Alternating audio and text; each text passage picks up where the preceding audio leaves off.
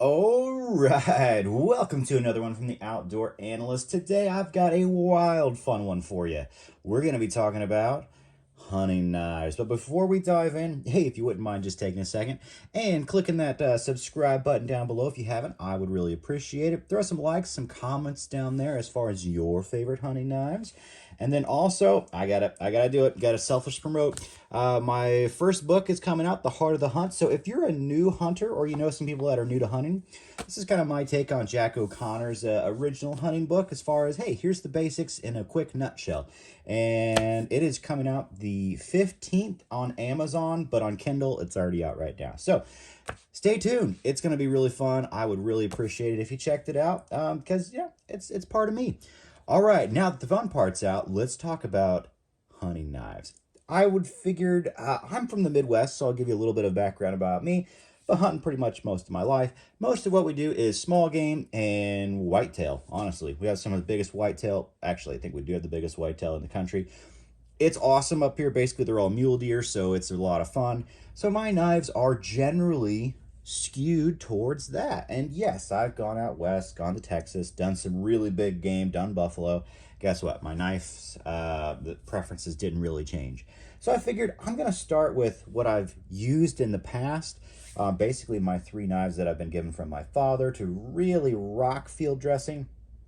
And then I'll let you know what I'm going to be using this year and with some other awesome options. So my starting point really was this awesome, loveless looking classic hunter. This is actually from A.G. Russell. It's an ATS 34. If you don't know, that's the Japanese version of 154 CM. It's a nice stainless steel. This is a wicked thin hollow grind. As you can tell, it's been resharpened a ton. And it is a beautiful drop point hollow grind that just zips up Bambi like nobody's business. It's a fantastic knife. Then my father gave me this, which I've probably zipped up more deer than anything with. And don't hate, I know it's a Benchmade. It's the Benchmade Steep Country and S30V with a gut hook. There's one without. I've zipped up so many deer with this knife. It's kind of wild, and I've been nothing but impressed with it. It's light, it's thin.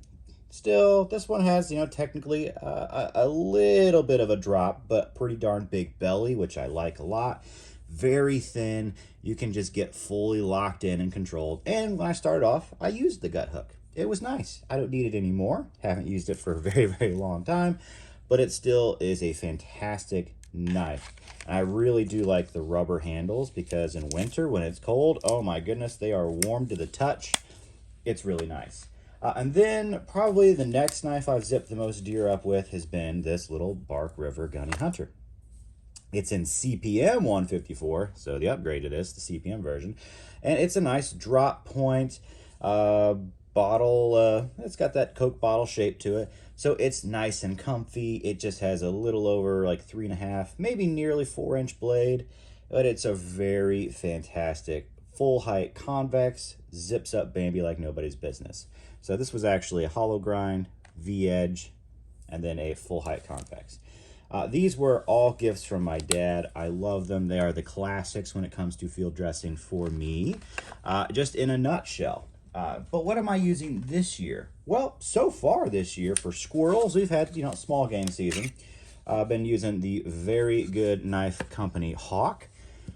Actually has zipped up squirrels and delimbed them really, really well. And then also the Essie belt knife. This is a fantastic little knife as well.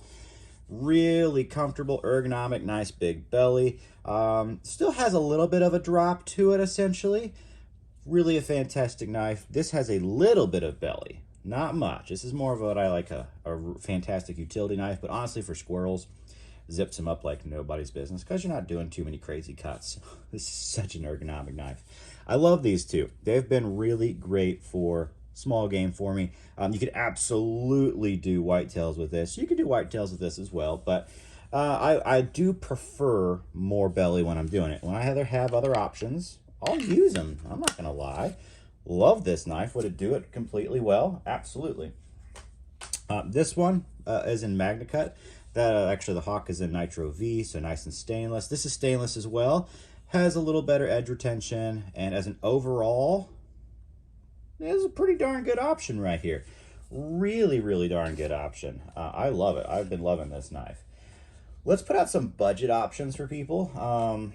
First one I'm going to actually say is just a Kaiser drop bear. Most people are going to think this is an EDC knife. This would flex incredibly well also into a backpack hunting knife for if you're going deep in the woods for miles, because this thing weighs almost nothing. Locks you in incredibly well. It's 14CN28, so it's very tough and stainless. Super ergonomic, nice belly to it, good drop point. This thing's fantastic. Absolutely would be fantastic for Bambi in every single way. I love that it has a little extra jimping up at the top there, just so you can really lock yourself in. Oh, such a good budget knife. I think they're around like 50 bucks. Another one, this is probably one of the best budget hunters for the price, is going to be the Boker Muck. Now this is created by Gentry Custom Knives. He's the designer, and just Boker makes it. It's in 14C28, and yet again, same steel as this. It's a lovely stainless. This has a wild bit of belly, so it's really, really good for actually skinning, but I think this would field dress absolutely immaculately. The only thing it'd have a little complications with would be doing your circle cut on the back. Otherwise, man, this thing is super ergonomic, really good jimping right where you need it. I love the ergos of this knife. So good. This is like 33 bucks. An excellent, excellent option. I don't have the other one I was going to put on here right now. It's the Cold Steel Mini Pendleton Hunter in CPM 3V. Honorable mention.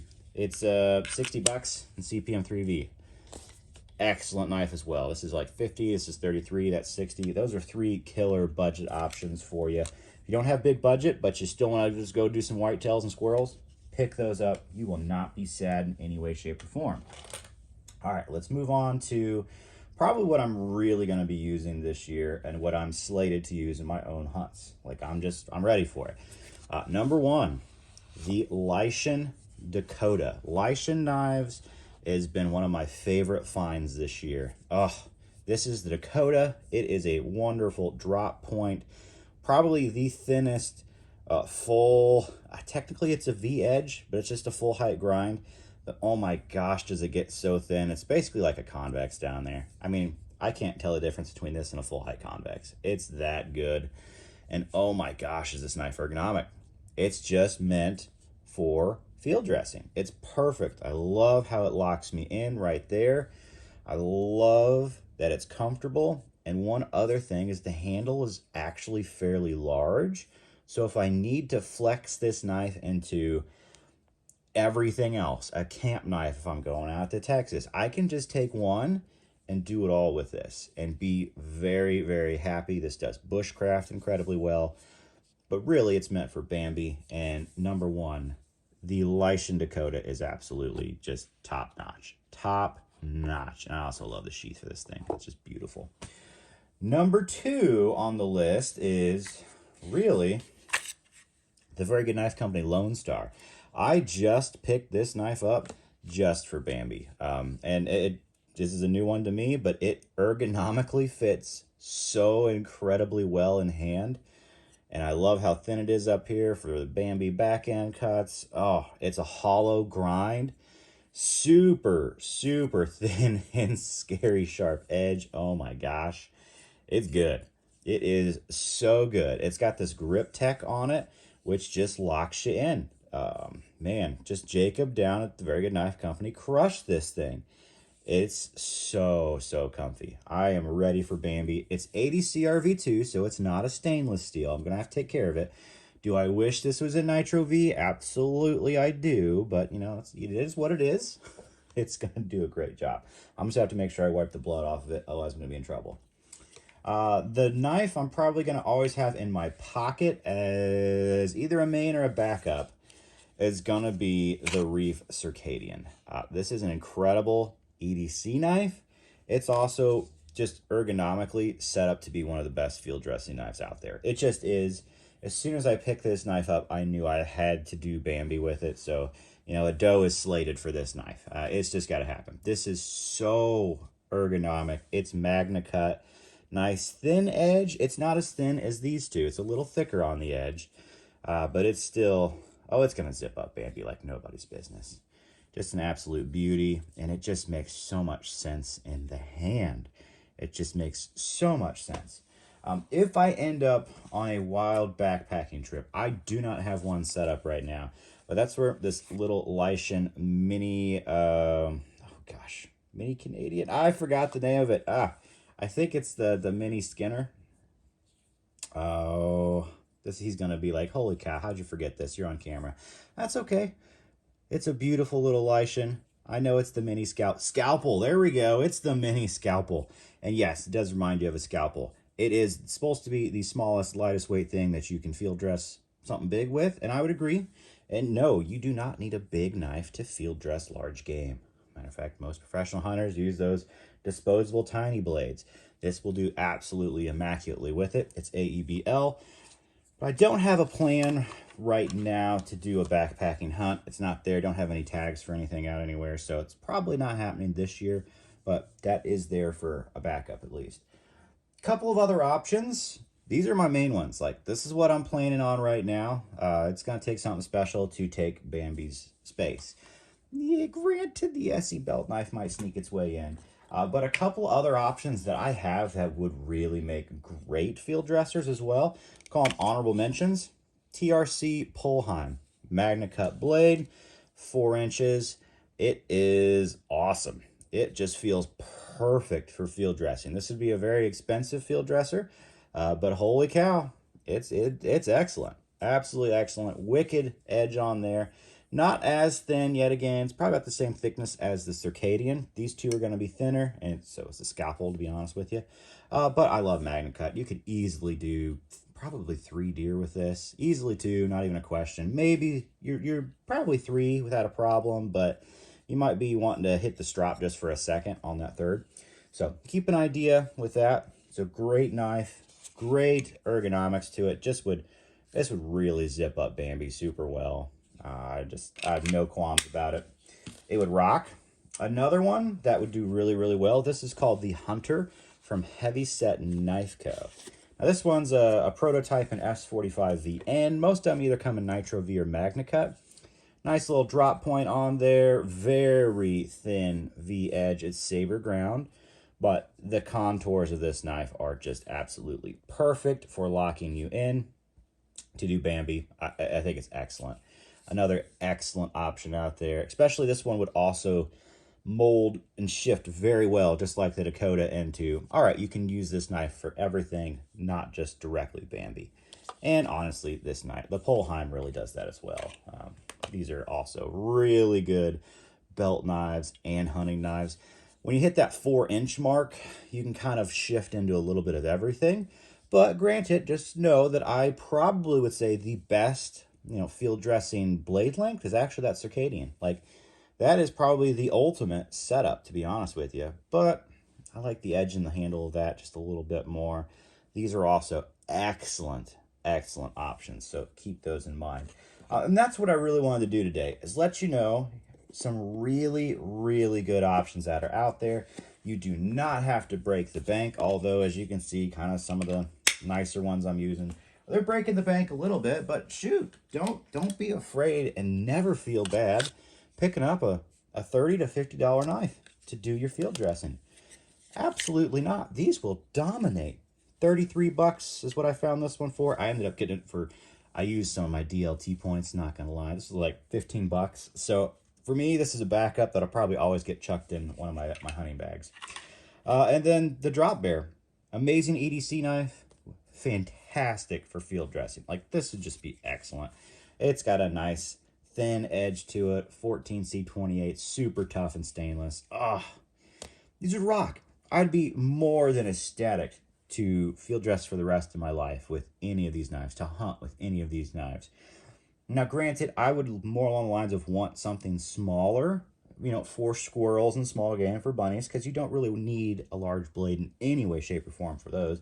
In fact, you're just zipping off paws, doing a couple cuts, and pulling off de-pantsing. So it's really, really simple. I do like a little bit larger blades for when you get into bigger game, or doing like buffalo. That was wild. That was a lot of work. You really want some good edge retention there. Just because it's a big animal. It's a lot of work to do. And it's gross. But you know what? It is what it is. So I hope this was fun, giving you some wild options that are out there, kind of seeing my preference for, yeah, the handles are all kind of getting a little similar in what you're doing. They all have a very similar feel to them. And really the grip that for me you're looking for is this grip. Like I want to make sure that I feel incredibly comfortable in this grip. And all of these knives just absolutely nail it. They nail it in different ways, but they nail it for me. And obviously, you know, if you need a good little quick read and you're new into hunting, yeah, The Heart of the Hunt, check it out. Hitting Amazon on the 15th, and then it's already on Amazon Kindle if you're doing that right now. So thanks for hanging out. I hope this was fun. Put your hunting knives down below. Even like, you know, the first ones that you started with, what you were given from your dad, your grandpa to start with, I think those matter the most. I'll take my originals over these any day of the week just because they were gifts from my father, and that matters more than anything.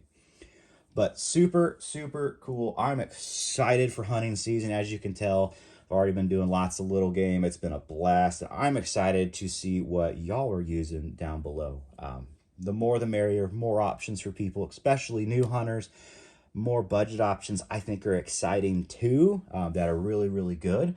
Just because, you know, it's nice to get into this and not have to break the bank either. So, all right, thanks. I'll catch you on the next one.